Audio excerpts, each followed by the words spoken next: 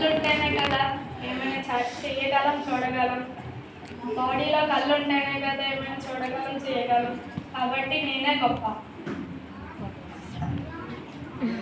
అబ్బో ఆగాగు, నేనే ముక్కుని.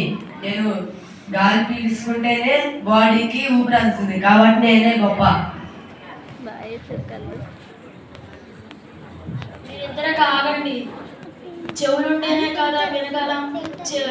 చెవులు లేకపోతే మంచి చెల్లి ఎలా తెలుస్తాయి, కాబట్టి నేనే గొప్ప.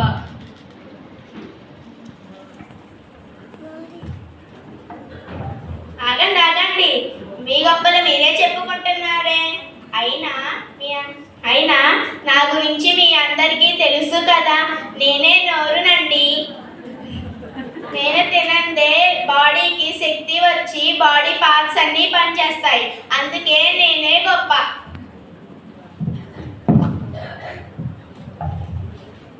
ఈ ముక్కు, కళ్ళు, నోరు, చెవులు గొప్ప. నేను చేతులుంటేనే కదా అన్ని పనులు చేసేది. నేనే గొప్ప. ఆగండి, బాడీ బరువు మొత్తం మోసేది నేనే. ఎక్కడికి వెళ్ళాలన్నా కాళ్ళు ఉంటేనే కదా వెళ్ళగలం, కాబట్టి కాళ్ళే గొప్ప.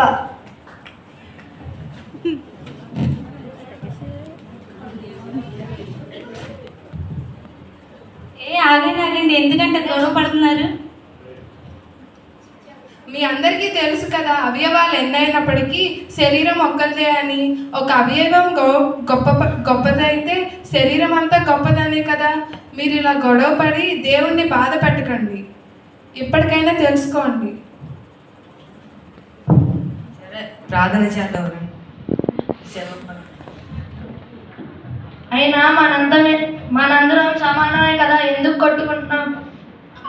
అవును, రండి దేవుణ్ణి అడుగుదాం. ప్రభువా, ఇప్పుడు మమ్మల్ని క్షమించు. మేమందరం నీలో ఒక భాగమే కదయ్యా, నీ రూపమే మమ్మల్ని చేసావు. కాబట్టి మమ్మల్ని అందరూ క్షమించు. ఆమేన్. చిన్న ప్రార్థన.